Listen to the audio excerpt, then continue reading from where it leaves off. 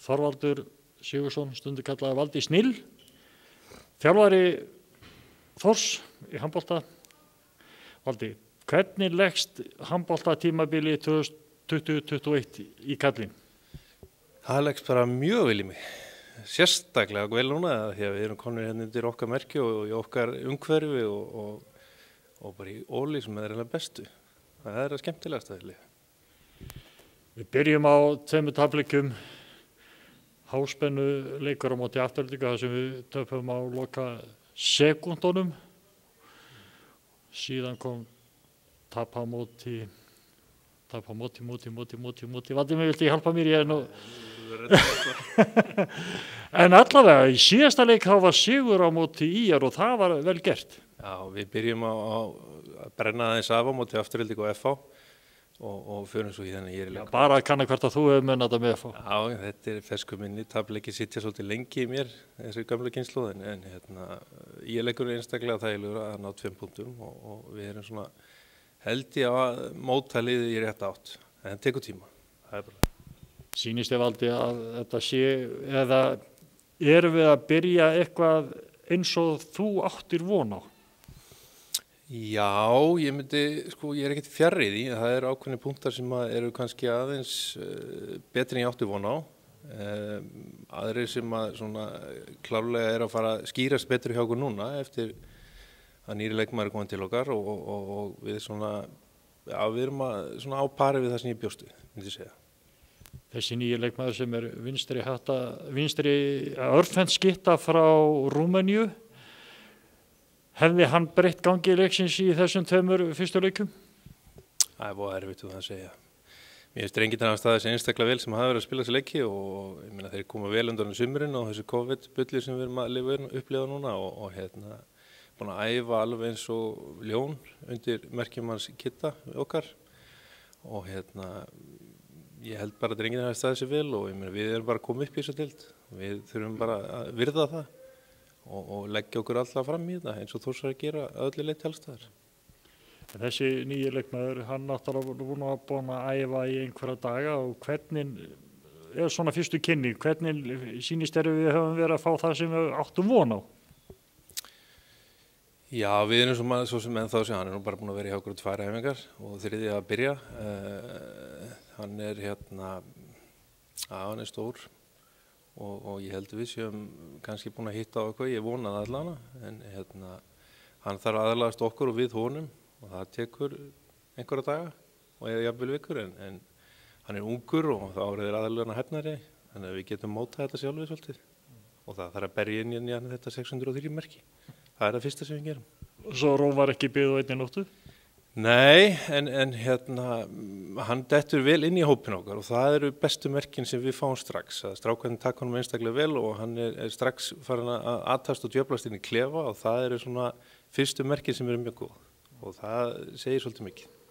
Svolítið ljúft á vita af því að það séu þá ekki inn í stælar og eitthvað svolítið sem við þurfum að glíma við heldur það er fyrir eins og þú segir, það er fyrir öllu að smella og hitta á mann sem fellur vel í hópin. Já, númer 1, 2 og 3, þetta er ekki einstaklega síðan. Við erum 18 til 20 manna hópur og erum búin að einskora okkur það að við ætlum að leggjast í þetta líf og sál í vetur og reyna að gera eins vel og við getum og svo verðum við bara að telja upp kjörkvarsona þegar það kemur. Valdi, laugardaginn í BVF, það verður stór slagur.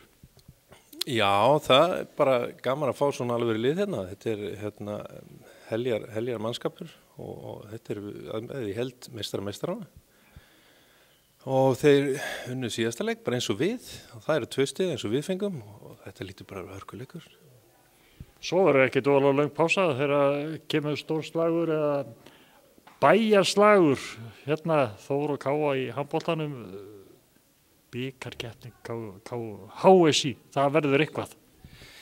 Já, það held ég að verði svolítið svona öðru síðan skipti. Bæði liði Ólís og bæði liði búin að vera að styrkja sig og ég held að, já, sem ég bara beint frá mér í hjarta, þetta verður bardagi og ég skal lofa að heita því. Og þetta nú alltaf bara þegar þessi 2 lið mætast þá veit engin eitt fyrir fram. Það er ekkert gefið. Nei, og þetta eru bara flottir riddar að báðu með frá sem vilja sitt í sportinu og það eru geggjaði leikmennin að beggja liða og þetta verður bara refskák.